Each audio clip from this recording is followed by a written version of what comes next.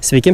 Normandijoje yra 26 karių kapinės, bet vienos populiariausių ir tikrai vienos žinomiausių, netgi pasaulyje, yra būtent šios. Ir tai yra Normandijos amerikiečių karių kapinės. Jeigu kada matėte filmą Gelbstinti Lynį Rainą, tai būtent pati pirmoji scena prasideda šiose kapinėse. Jos yra pastatytos ant mūšio lauko, šalia Omaha paplūdimio, kur kiek daugiau negu prieš 79 metus čia buvo įnirtingos kovos ir įnirtingi mūšiai. Jos užima apie 70 hektarų ploto ir čia yra palaidota 9388 žmonės, iš kurių yra 4 civiliai bei 4 moteris. 304 antkapiai yra pažymėti kaip nežinomų karių, ant kurių užrašyta "Čia ilsisi ginklo brolis, žinomas tik Dievui". Ir šiandieną aš noriu surasti 2 kapus ir papasakoti vieną istoriją. Iki 2018 metų čia buvo 9387 kapai,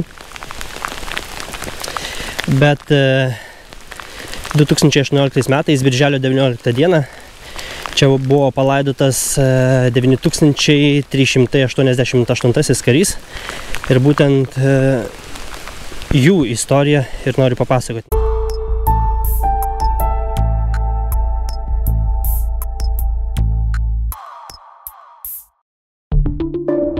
Tai buvo broliai dvyniai, Liudvikas ir Henrikas Piepirai.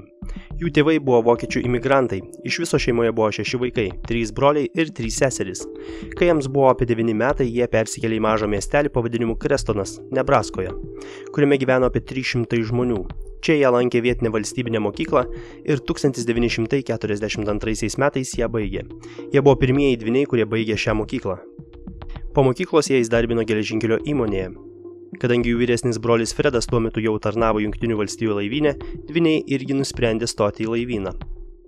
Kadangi jiems tuomet dar nebuvo sukakę 18 metų, tėvai turėjo duoti sutikimą, kad leidžia tarnauti kariuomenėje ir tokį sutikimą jie iš tėvų gavo. 1943 metais, gegužės mėnesį, jie pradėjo mokytis radistų mokykloje ir po pusės metų su kitais 162 kariais jie baigė radistų apmokymus. Pagal tuometinę Jungtinių valstijų laivyno politiką broliai negalėjo tarnauti kartu, todėl buvo atskirti.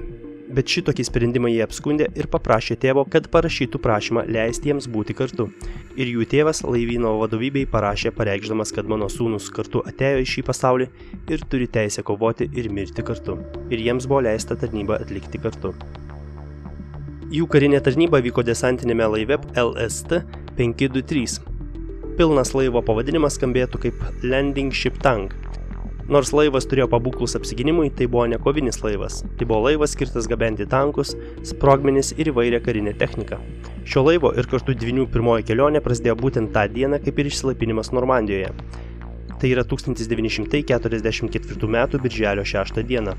Ir jų tikslas tada buvo pasiekti Omaha paplūdimį, bet dėl nuolaužų ir didelio bangavimo jiems nepavyko priartėti prie paplūdimio tiek, kiek reikia. Krovinį teko krauti į mažesnius laivukus ir valtis.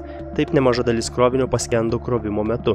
Tada į laivą jie priėmė 175 sąjungininkų aukas ir grįžo atgal į Angliją. Antrosios kelionės metu laivui pavyko pasiekti Jutos paplūdimį ir išlaipinti kareivius bei techniką ir tuo pačiu priimti apie 200 sąjungininkų karių aukų bei kažkiek vokiečių belaisvių ir grįžti atgal į Angliją. Birželio 18 dienos popietę laivas pakrautas transporto priemonių, įrangos bei karių išplaukė į trečiąją savo kelionę link Normandijos krantų. Naktį iš birželio 18 į 19 dieną jie kirto Lamanšo sąsiaurį ir birželio 19 rytą išmetė inkarą už maždaug 1,5 kilometro nuo Jutos paplūdimio, laukdami savo eilės, kada galės iškrauti krovinį. Ankstų rytą netikėtai kilo audra, jūra pasidarė labai banguota. LST 523 rikiuotėje, kitas laivas, kuris buvo priešais 523 laivą, judėjo link iškrovimo vietos, bet jo inkaras įstrigo į povandenines nuolaužas ir 523 laivui buvo duotas įsakymas užimti jo vietą. 13 val. Laivas iškėlė inkarą ir pradėjo judėti paplūdimio link. Po 15 minučių nugriaudėjo didžiulis sprogimas, laivas užplaukė ant povandeninės magnetinės minos. Didžioji dalis įgulos buvo arti sprogimo centro ir jau po 10 minučių kapitonas duoda įsakymą palikti laivą. Laivas nuskendo labai greitai. Iš 145 įgulos narių 117 žuvo. Tarp jų buvo ir broliai dvyniai Henris bei Liudvikas Piepirai. Likus 2 dienoms iki jų mirties jų tėvas iš dvynių gavo laišką, kuriame jie rašė: Nesijaudinkite dėl mūsų, mes esame kartu. Liudvikui ir jo broliui Henriui buvo tik 19 metų, kai jie nuskendo kartu su laivu 523. 1944 m. Liepos 30 d. Krestono Švento Petro liuteronų bažnyčioje vyko atminimo pamaldos, kuriuose dalyvavo apie 300 žmonių ir jie buvo pirmieji Krestono jaunuoliai žuvę Antrajame pasaulinėme kare. Po mirties jie gavo pergalės medalį ir purpurinę širdį. Liudviko palaikai buvo rasti ir palaidoti, o Henrio palaikai nebuvo rasti. 1961 metais rugsėjį narai išmontuodami nuskendusi 523 laivą radijo kambaryje rado palaikus. Palaikai buvo palaidoti Ardėnų Amerikos kapinėse, Belgijoje. Kapas buvo pavadintas kaip nežinomo kario X9352. Kadangi technologijos eina į priekį, Jungtinių valstijų karo gynybos apskaitos agentūra, sutrumpintai DPA, pradėjo vykdyti programą, kurios tikslas, trumpai tariant, atpažinti karių nežinomus palaikus. 2015 metais vidurinės mokyklos moksleivė Nebraskoje tyrinėjo piepiro dvynius, vykdydama Antrojo pasaulinio karo tyrimų projektą, kurį organizavo Nacionalinė istorijos diena. Studentė Vanessa Taylor surinko informaciją iš nacionalinio archyvo ir paprašė DPA įrašų ir apklausė išgyvenusius šeimos narius. Karo gynybos apskaitos agentūra susidomėjo tuo, pradėjo vykdyti tyrimą ir palaikai, kurie buvo pažymėti kaip X9352, buvo iškasti ir pasinaudojus DNR, dantų įrašais, kaulų išmatavimais bei kai kuriais asmeniniais daiktais, buvo nustatyta, kad jie priklauso Henriui Piepirui. Šeimos narių pageidavimų daugiau kaip po 74 metų 2018 metais su visa pagerbimo ceremonija Henris buvo palaidotas šalia savo brolio. Dvyniai po ilgų metų vėl buvo kartu ir jis tapo 9388 žmogumi palaidotų šiose kapinėse.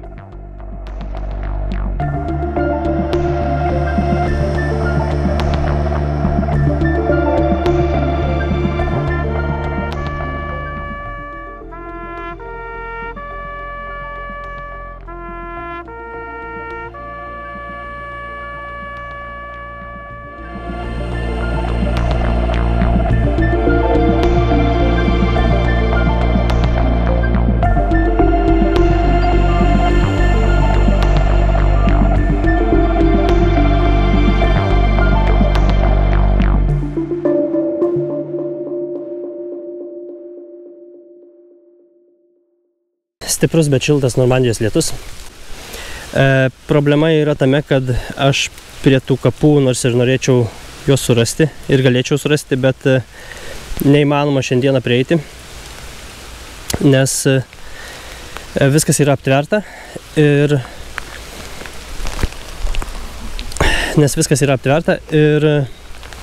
negalima lipti ant to žulies, kadangi dabar lietus, aš čia į pakraštį pasitraukiau, bet į kapų teritoriją negalima įeiti, nes iš karto ateitų apsauginiai, jau praeinant pro vartus, apsauginiai tikrina mano visą kuprinę ir visą mane, ar aš karts ko nesinešu.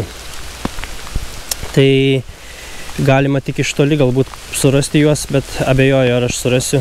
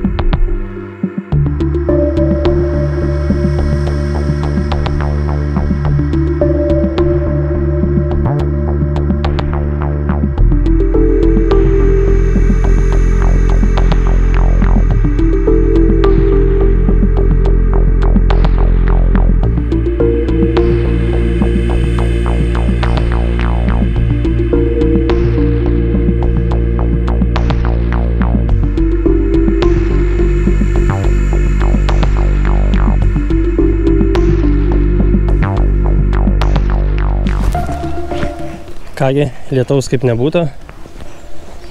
Jeigu pažvelgtume į istoriją, šios kapinės buvo įkurtos praėjus 2 dienoms nuo didienos, tai yra birželio 8 dieną 44 metų. Ir jos buvo kaip pirmosios amerikiečių Prancūzijos žemėje kapinės. O 1956 metais jos buvo pašventintos, dalyvaujant Prancūzijos generolui ir amerikiečių admirolui.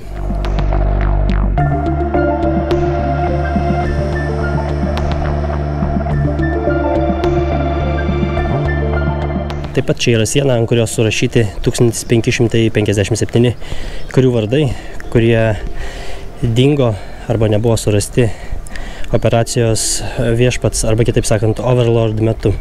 Dauguma iš jų nuskendo jūroje. Ir šiuose kapinėse dar yra laiko kapsulė su didienos naujienomis, informacija. Ir jinai turėtų būti atidaryta 2044 metais, minint 100-asias išsilaipinimo Normandijoje metinės.